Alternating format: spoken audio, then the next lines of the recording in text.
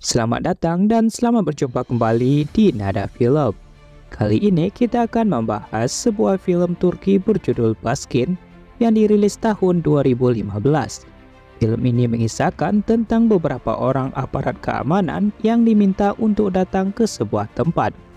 Tetapi di tempat tersebut terdapat sesuatu yang mengerikan. Bagaimanakah kelanjutan filmnya? Kita langsung saja masuk ke alur ceritanya. Di awal film diperlihatkan seorang anak yang sedang tertidur. Ia kemudian terbangun setelah mendengarkan suara desahan orang tuanya yang sedang beradu mekanik di atas tempat tidur.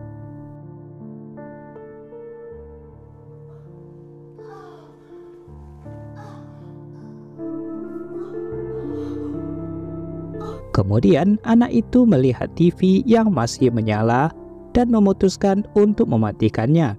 Namun ia melihat sebuah tangan dan berusaha untuk memanggil orang tuanya di dalam kamar.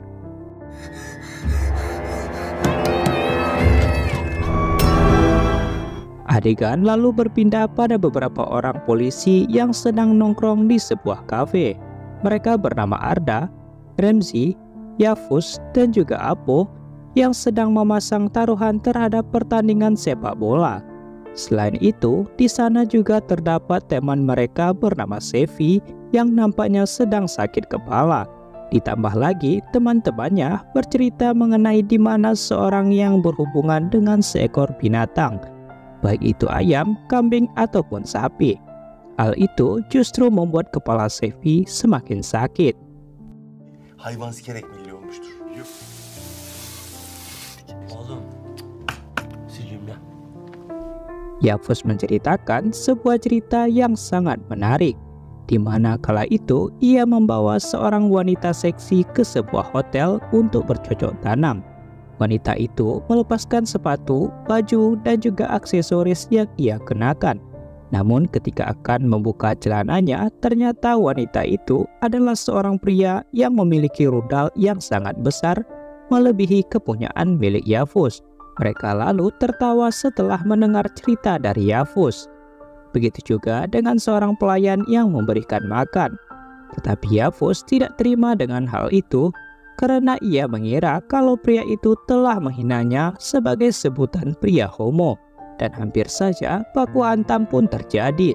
Tetapi terdapat seorang bapak-bapak lainnya yang mencoba untuk memisahkan mereka. Dan karena keributan tersebut membuat kepala Sevi bertambah sakit hingga membuatnya muntah. Gel. Çık. Çocuk istemeden şey etmiş. Bu çocuk ne biliyorsun lan? Yok abi nereden? Sebelum pergi, sang pelayan sempat mengatakan sesuatu kepada Yavuz yang membuat ia habis kesabaran. Melihat tingkah laku anak buahnya itu, Remzi memutuskan untuk membiarkan mereka berkelahi secara jantan untuk meluapkan emosinya terhadap sang pelayan. Namun ketika sedang baku hantam, mereka mendengarkan teriakan dari Sevi yang ada di dalam toilet.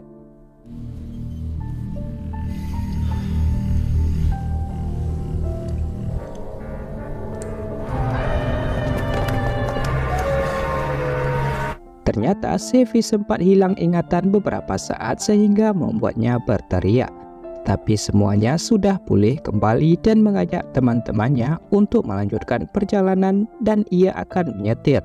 Tetapi Remzi meminta Sevi untuk tidak membawa mobil terlebih dahulu mengingat apa yang terjadi sebelumnya.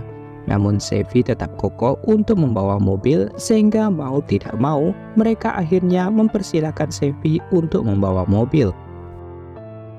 Hadi geçelim abi. Di dalam perjalanan, mereka menghidupkan musik sambil bernyanyi bersama. Kemudian, mereka mendapatkan panggilan darurat dari rekan tim lain yang meminta datang ke lokasi bernama Insir. Mereka lalu menuju ke sana dan Sevi mengatakan sesuatu mengenai tempat tersebut di mana terdapat kisah seram di sana. Bukannya takut dengan perkataan Sevi, Yavuz malah mengatakan kalau ia penakut dan juga lemah. Mobil itu lalu berhenti setelah Sevi melihat ada seseorang yang menyeberang jalan tanpa menggunakan sedikit pun pakaian. Mereka lalu mencoba untuk mencarinya, namun malah menemukan goresan di mobil dan juga kumpulan kodok di pinggir jalan yang terlihat aneh. Taşak geçenin taşlarını sökeriz. Bu şekiller ne oğlum?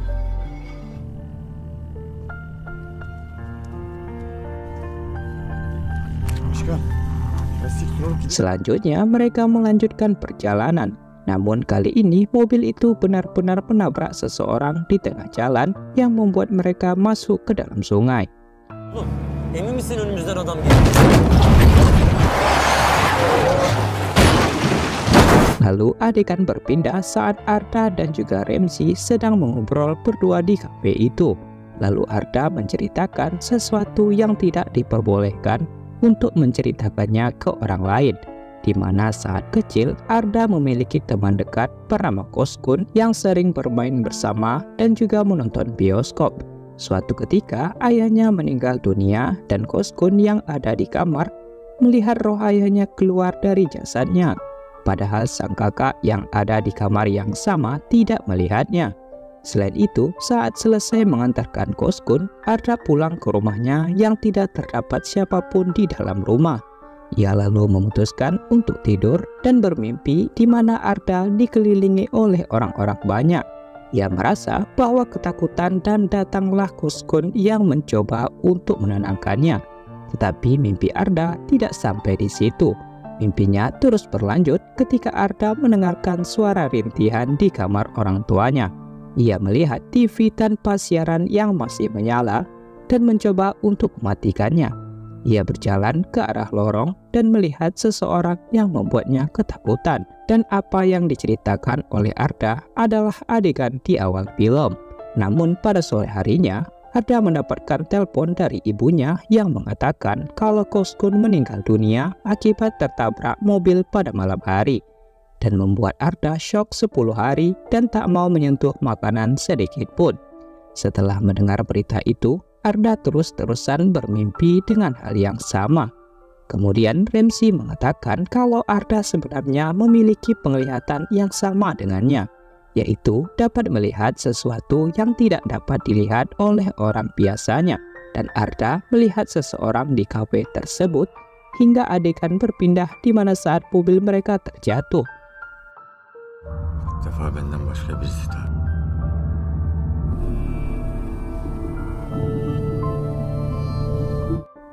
Setelah terjatuh, Arda masih bisa diselamatkan oleh temannya.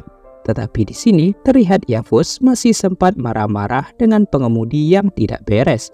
Lalu di atas mereka terdapat sebuah keluarga yang sedang duduk di pinggir jalan.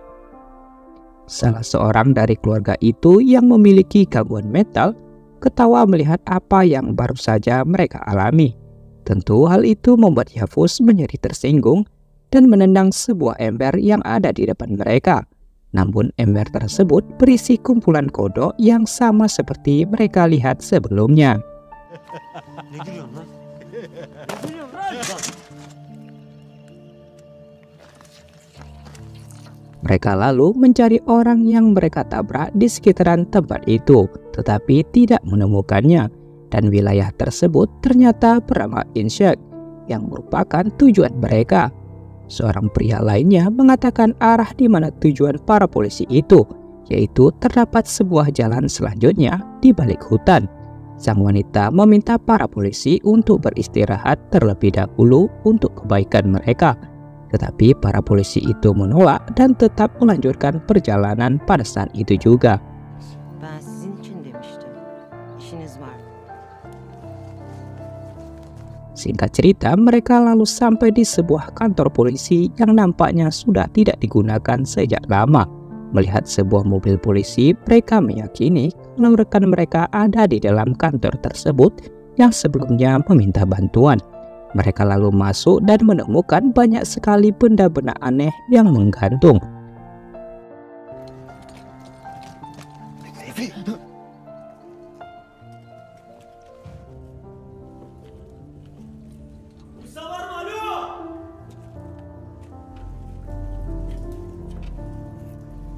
Di sebuah ruangan, mereka menemukan salah seorang rekan kepolisian yang sebelumnya meminta tolong. Kondisinya terlihat setengah sadar dan sedang menjedot-jedotkan kepalanya ke dinding sampai berdarah. Mereka lalu menghampirinya dan menanyakan kemana semua rekannya yang lain. Ia lalu menunjuk ke arah lorong yang menuju ke bawah tanah. Hingga mereka memutuskan untuk ke sana dan Sevi diperintahkan membawa pria itu ke mobil.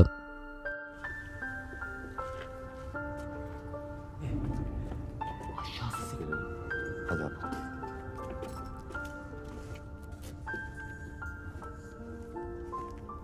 Kemudian Sevi melihat ada seekor kodok yang melompat ke sebuah ruangan. Ia lalu mengikutinya dan menemukan sesuatu yang mengerikan, yaitu kumpulan orang-orang dari sekte aliran sesat yang menghuni tempat itu. Sevi lalu ditangkap dan begitu juga dengan anggota lainnya yang menuju ke lorong tersebut.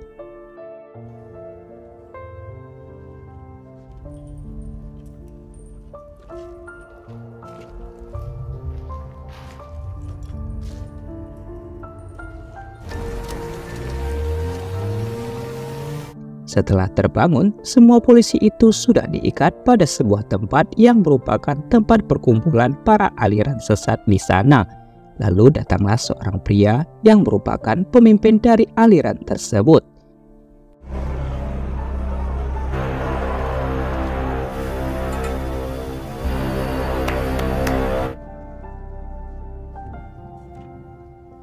Ia menyangka bahwa kedatangan mereka merupakan sebuah undangan untuk bergabung di sekte tersebut, dan pria itu mulai menjalankan ritual untuk menyambut kedatangan mereka.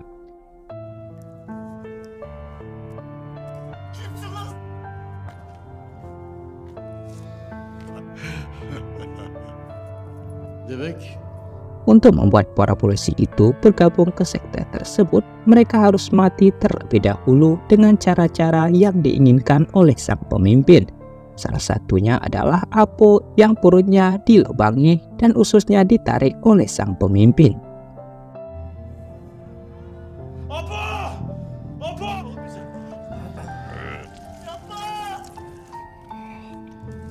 Ne yaptın lan? Pria botak itu ternyata bisa membaca perilaku seseorang. Ia lalu menghampiri Yavuz yang terlihat ketakutan tetapi mencoba untuk memberanikan diri serta membentak pria tersebut. Alhasil penderitaan yang didapatkannya sungguh mengerikan, yaitu kedua matanya ditusuk oleh pria tersebut menggunakan pisau dan meminta Yavuz untuk melihat menggunakan mata hati.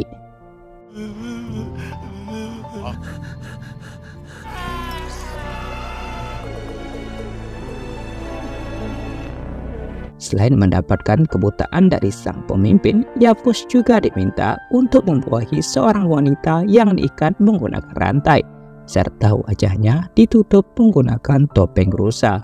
Yavuz lalu diperintahkan untuk bercocok tanam dengannya, mengingat sebelumnya Yavuz bercerita mengenai bercocok tanam dengan hewan di kafe tersebut. Hadi ya.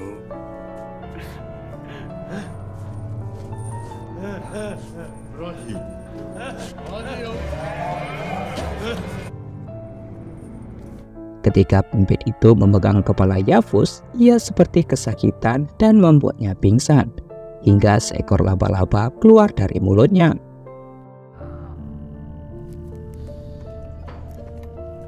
Tetapi berbeda dengan Arda yang mendapatkan perilaku khusus, sang pemimpin tidak menyakitinya, tetapi menganggap Arda sebagai orang yang spesial, dan pria itu berpindah kepada Remzi. Sang pemimpin lalu berterima kasih kepada Remzi karena telah membawa Arda ke tempat itu. Pada akhirnya Remzi digorok oleh sang pemimpin sehingga membuat Arda berteriak karena tidak bisa menerima hal itu, mengingat Remzi merupakan orang yang paling dekat dengannya. Wanita yang sebelumnya dibuahi oleh Yavuz tiba-tiba terlihat akan melahirkan. Tapi bukannya seorang bayi, wanita itu mengeluarkan sesuatu yang terlihat seperti bongkahan batu. Lalu adegan kembali lagi pada kafe sebelumnya, di mana kala itu terlihat Remzi sudah tersandar di dinding dengan luka sayatan di lehernya seperti yang dilakukan oleh sang pemimpin. Namun luka sayatan itu terdapat sebuah kunci yang diambil oleh Arda. Lalu kunci tersebut dimasukkan ke dalam kening sang pemimpin yang muncul di samping Arda. Dan Shin kembali lagi ke ruangan sekte tersebut.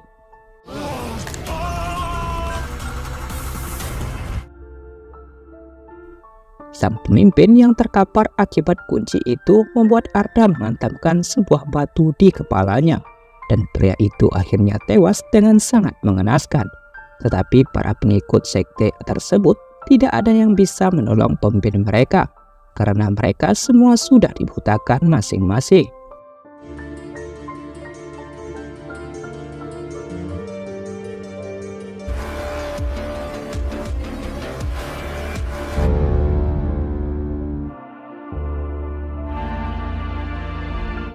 Kemudian Arda berhasil selamat dan keluar dari kantor tersebut. Ia berlari ke arah jalan untuk mencari bantuan dengan kondisi tubuh yang dipenuhi oleh bercak darah.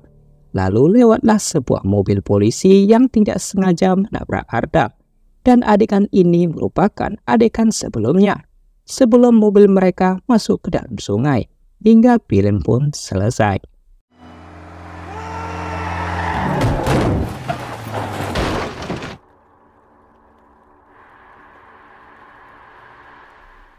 Baiklah, mungkin itu saja yang dapat kita bahas di dalam film ini. Lebih dan kurangnya saya mohon maaf. Terima kasih bagi kalian yang telah menonton sampai akhir. Jangan lupa like, komen, dan subscribe channel ini untuk melihat film selanjutnya.